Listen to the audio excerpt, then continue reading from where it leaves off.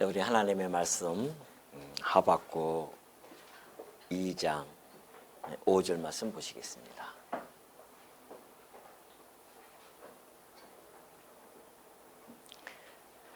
그는 술을 즐기며 거짓되고 교만하여 가만히 있지 아니하고 스올처럼 자기의 욕심을 넓히며 또 그는 사망 같아서 족한 줄을 모르고 자기에게로 여러 나라를 모으며 여러 백성을 모으나니 그 무리가 다 속담으로 그를 평론하며 조롱하는 시로 그를 풍자하지 않겠느냐. 곧 이르기를 화 있을진저 자기 소유 아닌 것을 모으는 자여 언제까지 이르겠느냐. 볼모 잡은 것으로 무겁게 짐진 자여 너를 억누를 자들이 갑자기 일어나지 않겠느냐. 너를 괴롭힐 자들이 깨어나지 않겠느냐. 내가 그들에게 노략을 당하지 않겠느냐.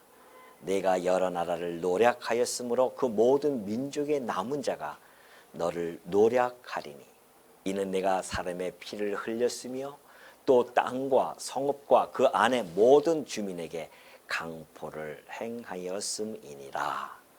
8절까지 봉독해 드렸습니다.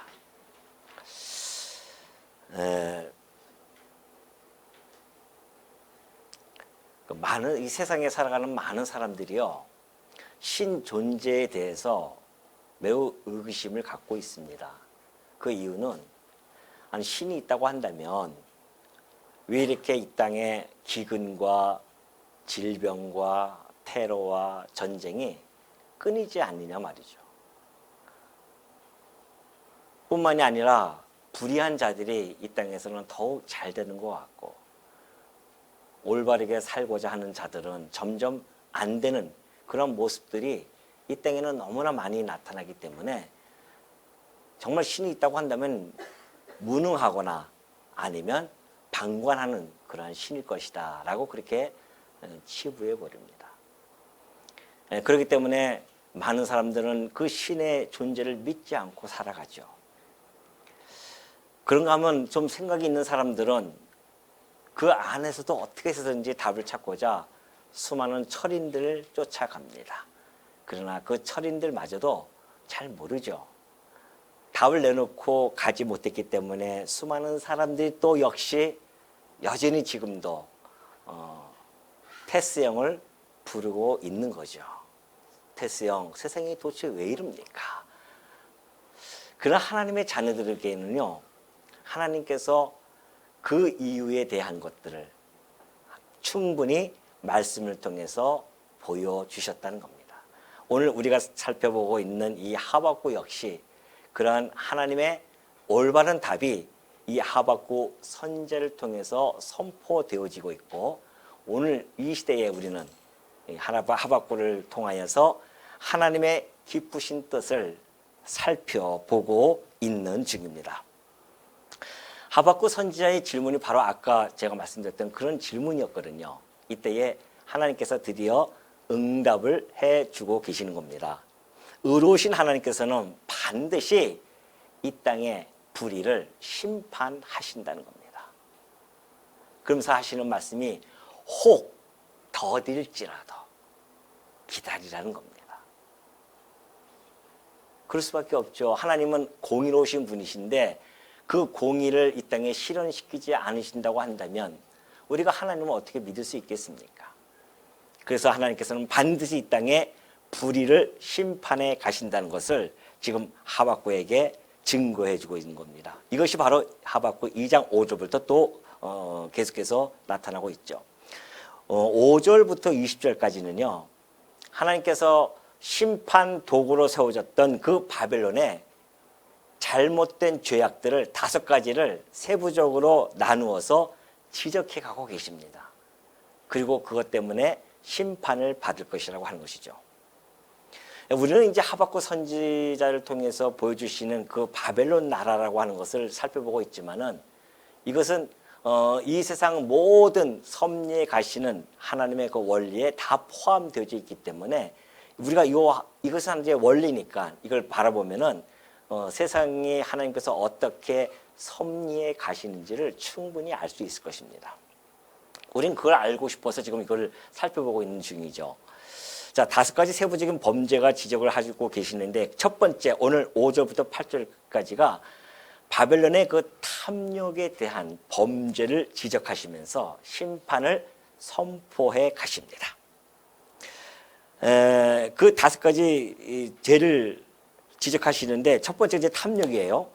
그러니까 5절에 보면 그러죠. 그는 술을 즐기며 거짓되고 교만하여 가만히 있지 아니하고 스올처럼 자기의 욕심을 넓히며 또 그는 사망 같아서 족한 줄을 모르고 자기에게로 여러 나라를 모으며 여러 백성을 모은다 그래요. 아니 하나님은 눈에 보이지도 아니하시고 손으로 만질 수도 없는 그 하나님이신데 어떻게 이렇게 바벨론의 그 잘못된 행태를 정확하게 알고 계실까요? 많은 사람들은 하나님이 안 보이니까 두려움이 없습니다. 그래서 자기 뜻대로 자기 멋대로 세상을 살아가면서도 혹 불의를 행한다 할지라도 겁이 없는 거죠. 하나님이 안 보이는데요. 하나님이 직접 우리에게 나타나서 즉각 심판이 이루어진다고 한다면 여기서 살아남을 자는 아무도 없겠지만은 그렇지 않는다 할지라도 두려워서 모든 일들을 신중히 행할 수밖에 없을 것입니다. 근데 하나님께서는 때로는 너무나 오래 잠잠고 계신다는 것이죠. 그러면 하나님이 아무것도 모르고 계시는가? 천만의 말씀이라는 겁니다. 하나님께서는 우리들의 머리털까지도 다 세신 바 되신다고 하셨어요. 다 아셔요. 그렇기 때문에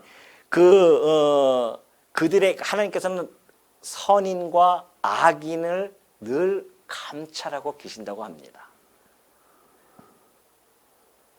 그것이 이제 잠언서에 나타나고 있는데요. 시편에도 보면 그래요. 하나님께서 인간의 귀를 지으셨잖아요. 인간의 귀를 지으신 분이 듣지 못하시겠냐 말이죠. 인간의 눈을 만드신 분이 보지를 못하시겠어요? 하나님께서는 들으시고 다 보고 계신다는 겁니다. 어느 정도로 알고 계시냐면은 우리의 영과 혼과 관절과 골수를요 찔러 쪼개버립니다. 그 안에 감춰져 있는 모든 것을 다 감찰하신다는 것이죠. 우리의 마음의 생각, 뜻 다 보고 계셔요. 다 감찰하고 계십니다. 그런 분이 하나님이십니다. 그래서 다윗은 그런 하나님을 이렇게 노래하고 있어요. 여호와여 주께서 나를 살펴보셨으므로 나를 아시나이다. 주께서 내가 앉고 일어섬을 아시고 멀리서도 나의 생각을 밝히 아시오며 나의 모든 길과 내가 눕는 것을 살펴보셨으므로 나의 모든 행위를 익히 아시오니 여호와여 내 혀의 말을 알지 못하시는 것이 하나도 없으시니이다. 하나님이 이런 분이십니다. 여러분이 하나님이 지금 나를 갖다가 보고 계실까? 내 음성을 듣고 계실까? 나의 행동을 보고 계실까? 염려하시지 마십시오. 하나님께서는 우리의 앉고 일어섬을 다 보고 계십니다. 멀리서도 우리의 생각을 다 밝히 알고 계시다는 거죠. 우리가 살아가는 모든 길, 눕는 것까지도 살펴보시고 계십니다. 모든 행위를 다 아실 뿐만이 아니라 내 혀의 말, 내가 말하는 것조차도 하나님은 다 알고 계셔요. 모르는 것이 없으신 분입니다. 그래서 하나님은 전지하신 분이고 전능하신 분이라고 우리가 그렇게 찬양을 드리는 이유입니다. 그러니 여러분, 하나님이 이렇게 우리를 다 알고 계시는데 당신의 사랑하는 백성이 이 땅에 살아가면서 고통을 당하고 있는 것을 모르실까요? 다 알고 계십니다. 우리가 당하는 어려움, 하나님은 왜 이 어려움 속에서도 하나님은 혹시 안 계시는 거 아니야? 라고 의심할 만할 정도로 그런 어려움 가운데 처한다 할지라도 하나님께서는 여전히 우리의 일거수일투족을 다 감찰하시고 보고 계시는 분입니다. 그분이 바로 우리 아버지세요. 그러니까 그런 이야기가 있었잖아요. 하나님께서 우리와 동행하시면서 걸어가고 계십니다. 우리의 인생의 여정을 함께 걸어가고 계시는데, 그러니까 하나님의 발자국이 있고 내 발자국이 함께 있다고 하는 거 아닙니까? 근데 어느 순간에 발자국이 한 사람 발자국만 있습니다. 그러니까는 그 사람이 하나님께 투정을 하죠. 하나님, 내가 이렇게 어려울 때에 이렇게 하나님은 어디가 계시고 이렇게 나 혼자 걸어가게 하고 계십니까? 그때 우리 주님이 뭐라고 대답하신지 아시죠? 이 사람아, 내가 이 발자국은 네 발자국이 아니라 내 발자국이었다는 겁니다. 네가 어렵고 힘들 때, 너무나 죽기까지 힘들 때에 나는 너를 업고 내가 이 길을 걸어갔단다. 그러니까 너희가 버틸 수 있었었지. 그런 분이 하나님이시거든요. 당신을 사랑하는 백성들을 끝까지 업고 가시는 분이십니다. 그러니까 우리 성도들은 이 땅에 살아가면서 때로 어렵고 힘들고, 그리고 지금 되어지는 모든 일들이 잘 풀리지 않는다 할지라도 하나님은 모르고 계신 분이 아니라는 겁니다. 우리의 머리끝까지 다 세셨기 때문에 하나님께 온전히 맡기고 살아가는 것, 이것이 성도의 모습이라는 거죠. 자, 선인들만 그렇게 하시는 것이 아니라 바로 이 악한 자들의 그 일거수일투족도 다 감찰하고 계시는 겁니다. 그래서 바벨론 나라가 행하는 그 행태를 지금 하나님께서 조목조목 들어서 그들을 책망하고 계시는 거죠. 그는 술을 즐기며 그렇게 이야기하시고 계세요. 술을 즐긴다. 이 술이라고 하는 것은요, 사람을 매우 거만하게 만들 뿐만 아니라 또 떠들게도 만듭니다. 그러니까 잠언서에 보니까 그래요. 잠언서에 보면은 포도주는 거만하게 하는 것이요 독주는 떠들게 하는 것이라. 이에 미혹되는 자마다 지혜가 없다는 겁니다. 그러니까 지금 바벨론이 이 술을 즐긴다고 하는 것은 지혜가 없는 거예요. 무슨 지혜가요? 인간이 이 술을 먹으면은 그렇습니다. 얌전한 사람도 술만 먹으면은 달라지잖아요. 막 거만해져요. 그러니까 평소에 이렇게 길을 가다가 어깨를 부딪히면은 아유 죄송합니다 이렇게 공손했던 사람이 술만 먹으면 어디서 그런 힘이 나는지 어깨 치면 뭐야 이런단 말이죠. 그러다 두들겨 맞고 그런 거 아니겠습니까? 평소에는 안 그러면 안 맞기는 하죠. 뿐만이 아니에요. 독주는 떠들게 한다고 합니다. 술만, 그럼 평소에는 얌전해서 말도 없는 사람이 술만 먹으면 그렇게 말이 많아집니다. 막 고성방가를 하고요. 그래서 이 술에 미혹되는 자마다 미련하고 지혜가 없다고 하는 것이죠.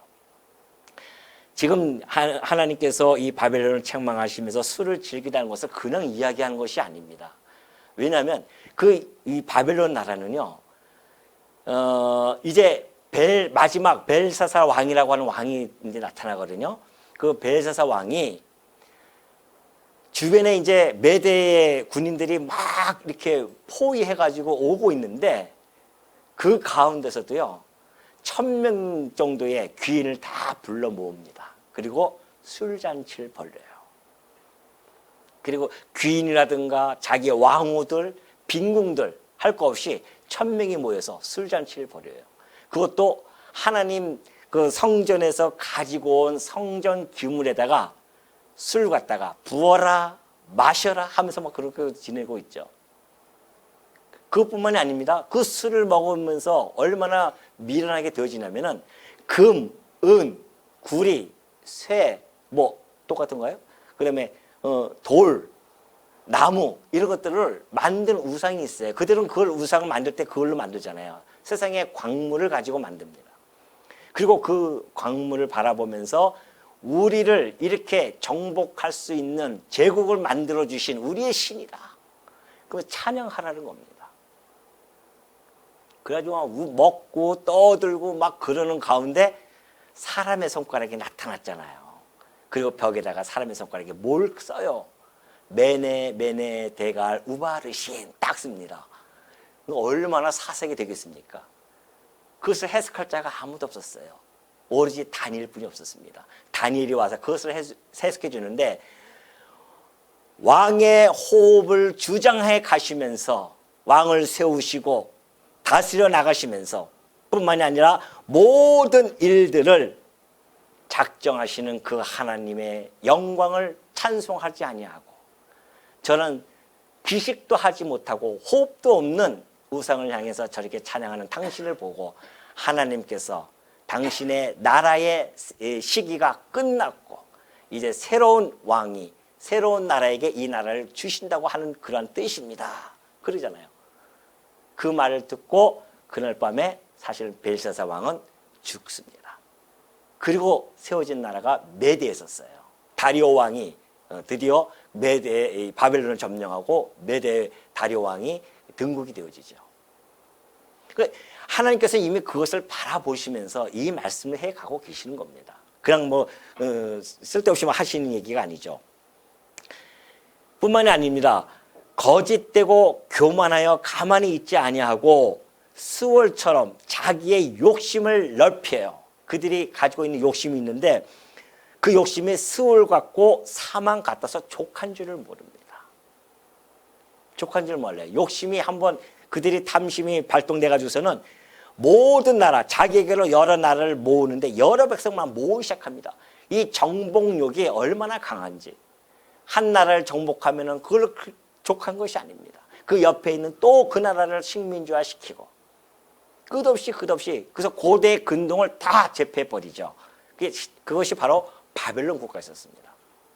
그것도 짧은 시간 내에 하나님은 그러한 그들의 욕심에 대한 탐욕에 대한 것을 책망해 가고 계시는 것이죠.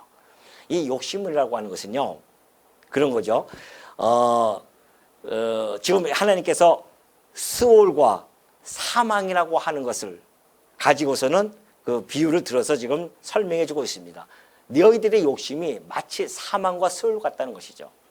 근데 하나님께서는 일찍이 그런 모습들을 잘 표현해 주고 있습니다. 지혜자였던 솔로몬을 통해서 이렇게 말씀해 주고 있죠. 거머리에게는 두 딸이 있어 다오 하느니라 그래요. 거머리 아시잖아요. 거머리는요 얼마나 욕심이 있으면 인간의 몸에 딱 달라붙으면 자기 몸의 10배 이상 그 피를 빨아먹는다고 합니다. 그것도 앞에 있는 빨판, 뒤에 있는 빨판으로 이것을 표현한 거예요. 지금 거머리에 두 딸이 있다. 앞에 빨판과 뒤에 빨판이 있는데 이 딸들 죄송합니다. 딸들은 그런 사람인데 친정에 가면 그런다며요. 다오 엄마 이거 좀 더 주세요. 이거 더 주세요. 그런데요. 이때부터 벌써 얘기가 나온 겁니다. 제가 얘기하는 거 아닙니다. 오해하지 마십시오.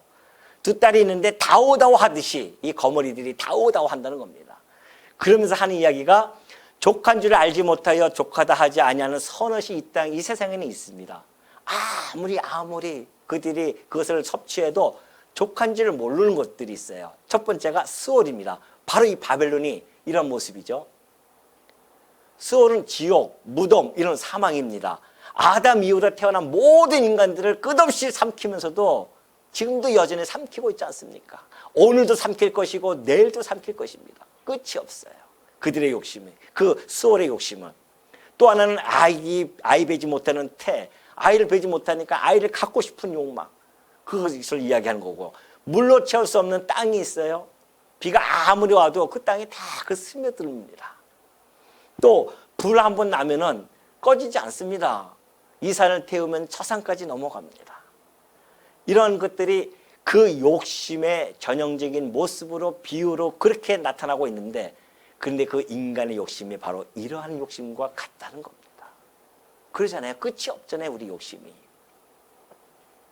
근데 사실 그 욕심이 있으면은 욕심이 잉태하면요 죄를 낳게 되어집니다. 그리고 그 죄는 결국 사망에 이른다는 야고보서의 그 말씀도 있죠. 사실 이 욕심이라고 하는 것은 우리 인간들이 채워도 끝이 없기 때문에 또 이 욕심이라는 것은 우리의 평강, 마음의 평강을 깨트려 버립니다. 그러니까 마음이 평안하게 막 콧노래를 부르면서 가다가도 앞에서 돈다발 떨어진 것이 보이면은 왜 그렇게 마음이 요동칩니까? 저만 그래요? 막 요동이 칩니다. 온갖 생각이 막 들어요. 평강이 갑자기 확 깨져 버립니다. 우리 인간의 욕심이 그렇습니다. 그걸 우리 이 바벨론뿐만이 아니라 우리가 그렇다는 거죠. 모든 인간들이. 그러니 바벨론을 하나님께서 너희 탐욕이 그 정도라는 것을 지금 밝혀주고 있는 겁니다. 그러면서 6절에 보면 그래요. 그 무리가 다 속담으로 그를 평론하며 조롱하는 시로 그를 풍자하지 않겠느냐. 곧 이르기를 화 있을진저 자기 소유 아닌 것을 모으는 자여 언제까지 이르겠느냐. 볼모 잡은 것으로 무겁게 짐진 자여. 하나님께서 하시는 말씀이 자기 소유가 아닌 것을 모은다는 겁니다. 하나님께서 각자 주신 분복이 있습니다. 자기 소유들이 있어요. 근데 그 소유를 만족하지 않고 계속해서 그걸 모으는 거예요. 그걸 네가 언제까지 하겠냐 말이죠. 우리 인간들은요, 자기 손에 주어지는 것들이 영원한 것인 줄 착각하면서 살아갑니다. 내 손에 주어지면 그것이 자기 것인 줄 착각하고 살아가요. 그걸 하나님께서 지금 주지시켜주고 있는 것이죠. 그 분복 따라 주시지 아니하는 모든 것들은요, 내 손에 다 왔다 할지라도 언젠가는 다 옮겨갑니다. 여러분, 제가 한번 물어볼게요. 혹시 동감하실 수 있습니다. 자, 보면은 우리가 이 땅에 태어납니다. 이제 이 땅에 제가 태어났다고 봅시다.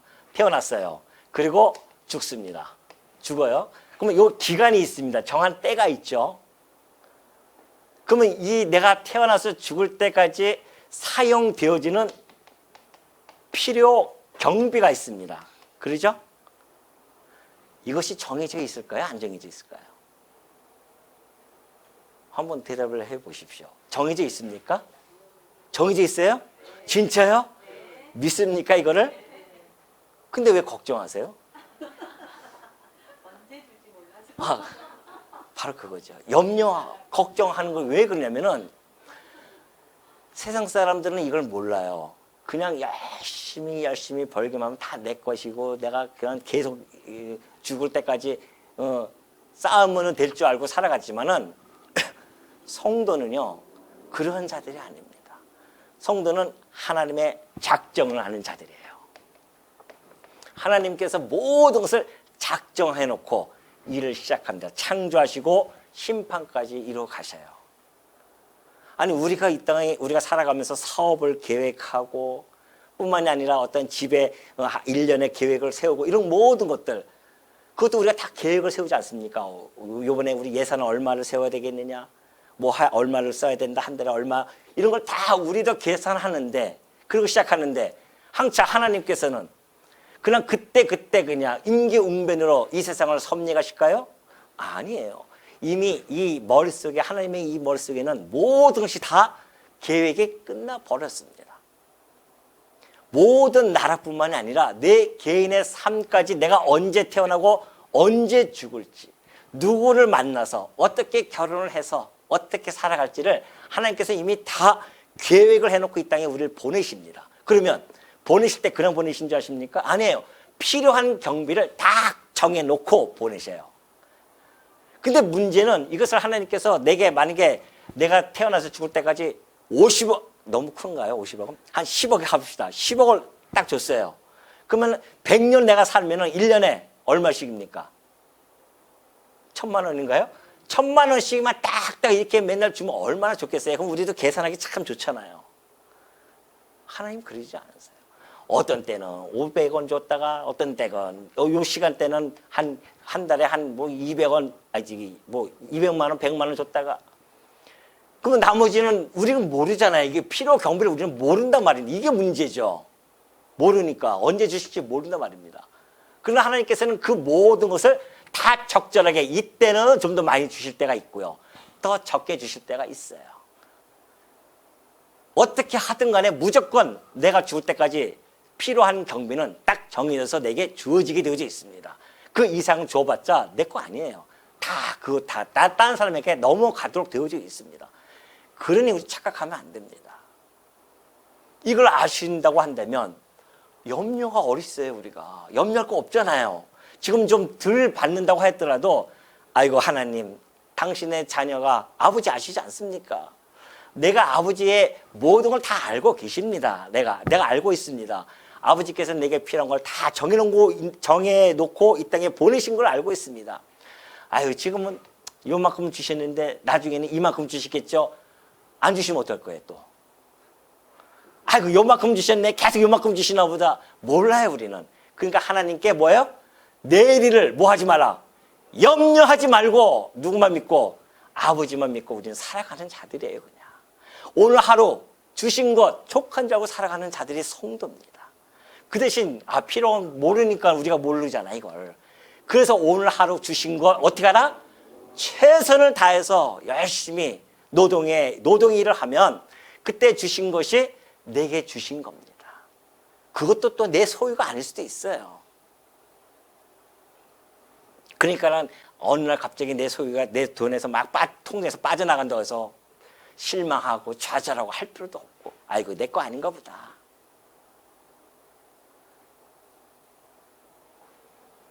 성도와 하나님, 우리가 이것을 알고 살아가는 자들은 염려와 걱정과 근심 없이 그냥 하루 최선을 다해서 주신 것 만족하고 살아가는 것. 이것이 바로 히브리서 기자가 우리들에게 증언한 내용 아닙니까? 성도는요, 돈을 사랑하는 것이 아닙니다. 이 필요한 경비, 이거 사랑하는 자들이 아니에요. 있는 바를 족한 줄 알라고 하는 겁니다. 그 있는 바가 곧 하나님이 필요한 것 주신 거니까. 근데 이상하게 좀 찜찜해요. 족한 줄 알고 살아가는데 이게 불안하단 말입니다. 그래서 그 뒤에 이 히브리서 기자는 정확하게 하나님의 말씀을 인용합니다. 내가 결코 너희를 버리지 아니하고 너희를 떠나지 아니하리라. 그렇게 하셨지 않아요? 네가 있는 거 그거 족한 줄 알고 살라고 하는데 걱정할까 봐 네 뒷배는 누가 있다? 아버지가 있다는 겁니다. 아버지는 우리를 결코 버리지 않습니다. 우리 인간들은 때로는 너무 힘들면 자식을 버리고 떠나기도 합니다. 그러나 우리 하나님께서는 절대 그런 법이 없어요. 절대 우리를 버리지 아니하시는 분입니다. 절대 우리를 떠나지 아니하시는 분이에요. 우리가 믿는 아버지는 그러한 분이십니다. 아니, 자기 피로 우리를 샀는데 얼마나 소중한 자들인데, 그것도 하나님께서 능력이 없으신 것도 아니고 손이 짧아서 구원 못하시는 분도 아니실지언데 우리를 떠나고 버리시겠냐 말이죠. 그건 우리 생각, 짧은 생각이에요. 이 땅에 살아가면서 우리가 얼마나 짧은 생각 속에서 살아가냐 말이죠. 우리가 하나님을 아버지라 부르는 자들이라고 한다면 그런 깊은 생각을 하고 살아가야 됩니다. 그래서 우리는 염려와 걱정하지 말라는 겁니다. 너 내일을 염려하지 마. 무엇을 먹을까 염려하지 마. 그건 세상 사람들이, 이걸 모르는 사람들이 구하는 것이고, 너희들은 하나님의 나라와 의를 구하면 이 모든 것들은 다 주시니까 걱정하지 말라는 겁니다.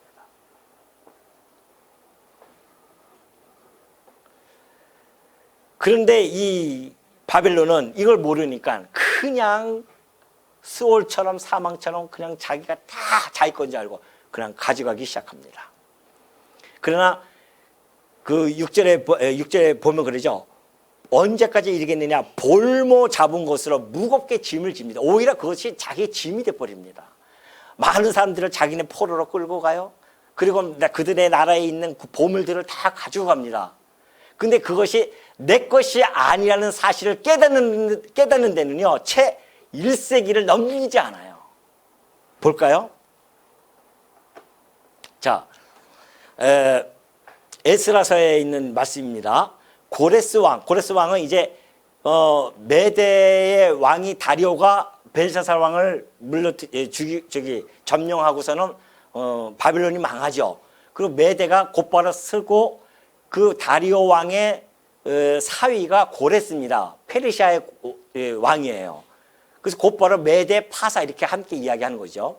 그래서 그 페르시아의 왕이었던 고레스 왕이 이제 왕이 되고 나서 바벨론 멸망시키고 나서는 하는 이야기입니다. 여호와의 성전 그릇을 꺼내니 옛적에 느부갓네살 왕이 예루살렘에서 옮겨다가 자기 신들의 신당에 두었던 것이라. 아까 그거예요. 자기 소유권도 아닌데 그냥 무조건 가지고 자기 신당에다 놓으면 자기 것이 되어지는 줄 알고 착각하고 살았죠. 그런데 8절에 보니까 바사왕 고레스가 창고지기 미드르닷, 이름도 어렵네요. 미드르닷에게 명령하여 그 그릇들을 꺼내어 세워서 유다 총독 세스바살에게 넘겨주니 그 문 그릇이 모두 5,400개라. 사로잡힌 자를 바벨론에서 예루살렘으로 데리고 갈 때에 세스바살이 그 그릇들을 다 어떻게 해요? 가지고 갔더랍니다. 자기 소유하는 것들은 다 돌려주게 되어 있어요. 605년도죠.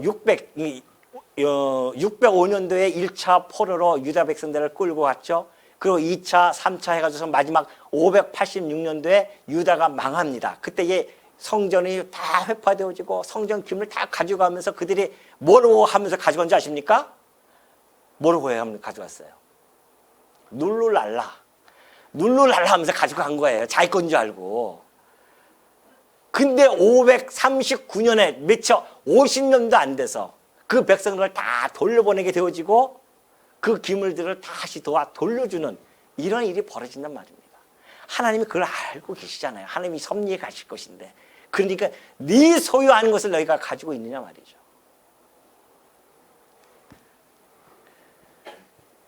그러면서 이제 7절에 넘어갑니다. 7절에 넘어가니까 너를 억누를 자들이 갑자기 일어나지 않겠느냐. 너를 괴롭힐 자들이 깨어나지 않겠느냐. 내가 그들에게 노력을 당하지 않겠느냐. 내가 여러 나라를 노력하였으므로 그 모든 민족의 남은 자가 너를 노력하리니 이는 내가 사람의 피를 흘렸으며 또 땅과 성읍과 그 안에 모든 주민에게 강포를 행하였음이니라. 너를 억누를 자들이 갑자기 일어나겠다는 겁니다. 갑자기 일어나요. 억누른 자들이. 그리고 너를 괴롭힐 자들이 깨어나지 않겠느냐. 네가 그들에게 노력을 당한다는 것이죠.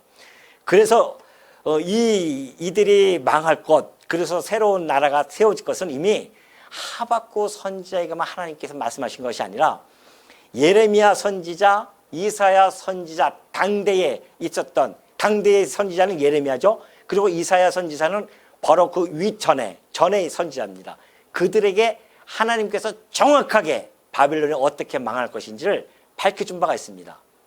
예레미야 25장이죠. 여호와의 말씀이니라 70년이 끝나면 내가 바벨론의 왕과 그의 나라와 갈대아인의 땅을 그 죄악으로 말미암아, 이 죄악이 지금 이런 죄악들입니다. 탐욕 이런 죄악들, 그걸로 벌하여 영원히 폐허가 되게 하겠다. 누가요? 내가. 하나님께서 바벨론 왕 갈대아인의 땅을 다 내가 벌하겠다. 언제 되면? 70년이 끝나면, 유다의 바벨론 포로가 끝나게 되어지면. 그 전에 이사야 선지자는 이렇게 이야기합니다. 보라, 은을 돌아보지 아니하며 금을 기뻐하지 아니하는 메대 사람을 내가 충동하여 그들을 치게 하리니 그래요. 누굴 쳐요? 메대 사람을 충동시킨다는 겁니다. 그래서 아까 메대 사람 다리오 왕이 나타나서 그 바벨론을 멸망을 시키는 거예요. 세상에 이런 책이 어디 있습니까? 이렇게 정확하게 예언을 해 주시고 그 예언대로 역사가 진행되어지는 이런 책이 어디 있어요. 그래서 이것이 하나님의 말씀이라는 겁니다. 그 일은 누가 하는 것이 아니에요. 다리오 왕이 하는 것이 아니고 고레스 왕이 하는 것이 결코 아니라는 겁니다. 누가 해요? 내가 하겠다는 겁니다. 내가. 이사야 13장 17절로 그러잖아요. 내가 충동하여. 하나님께서 하시겠다는 거예요.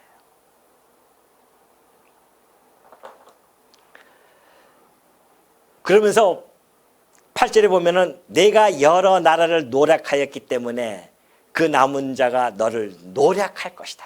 이것이 율법에 나오는 그 동해보복법입니다. 동해보복법 아시죠? 똑같이 상해를 하는 겁니다. 눈에는 눈, 이에는 이. 근데 이 동해보복법은요, 보복에 초점을 맞추시면 안 됩니다. 그 하나님의 공의가 실현되어진다는 것을 하나님이 보여주시기 위한 것이었거든요. 내가 너희들 눈에는 눈, 이에는 이로 갚으라고 하는 것은 하나님의 공의가 얼마나 철두철미하게 공정하게 그렇게 실행이 되어지는지를 잘 밝히 보여주는 내용입니다. 그러니까 지금 이게 이제 하나의 인과응보입니다. 인과응보죠. 그러니까 이제 보십시오. 마지막 심판이 이루어져요. 하나님께서 마지막 심판하는데 이 심판의 원리가 있습니다. 이 원리는 인과응보입니다. 인과응보예요. 그 결과에 따라서 내가 반드시 심판하겠다는 겁니다. 자, 보세요. 우리가 잠언서를 한번 보겠습니다. 자, 여기 잠언서 보면은 13장 21절 보면 그러죠. 재앙은 죄인을 따르고 선한 보응은 의인에게 이르니라 그래요. 그러니까 죄인을 따르는 것은 재앙입니다. 그리고 의인에게 따르는 것은 선한 보응을 해주시겠다는 그런 말씀이죠. 이것을 우리가 좀 더 이 전체적인 삶 속에서 보면은 지옥에 가는 자들은 죄인이고요. 천국에 가는 자들은 의인이다. 이런 뜻입니다. 쉽게 얘기하면. 그걸 어떻게, 어떠한 행위에 따라서 그렇게 하십니까? 이것이 이제 로마서 2장 6절에 나타나요. 하나님께서 각 사람에게 그 행한 대로 보응하시되 참고 선을 행하여 영광과 존귀와 썩지 아니함을 구하는 자에게는 뭘로요? 영생으로 하시고 오직 당을 지어 진리를 따르지 아니하고 불의를 따르는 자에게는 진노와 분노로 하시리라. 자, 하나님께서 행한 대로 보응하시는데 이거 행함은요 어떤 윤리적인 도덕적인 이런 행함이 아닙니다. 그 행함이 바로 7절에 나오잖아요. 참고 선을 행하여. 그 참고 선을 행하는 게 뭔가? 영광과 존귀와 썩지 아니함을 구하는 겁니다. 자, 영광과 존귀함과 썩지 아니함이 뭘까요? 이 땅에 있는 것들은 다 뭐예요? 썩고 쇠하고 없어질 것인데 이 땅에 살아가는 자들이 썩지 아니하고 영광스럽고 존귀한 것을 구하라는 겁니다. 그것은 뭐예요? 부활과 영원한 기업. 하늘에 있는, 그래서 우리가 이 몸으로, 이 썩고 쇠하는 이 몸으로는 이 영원한 기업을 얻을 수 없습니다. 반드시 썩지 아니할 그 영광스러운 몸, 부활의 몸을 가져야 영원한 기업을 누릴 수가 있는 거죠. 그러니까 부활의 몸, 그리고 영원한 것을 우리는 바라보고 살아가는 자들인데 이걸 누가 줬어요? 누가 줬습니까?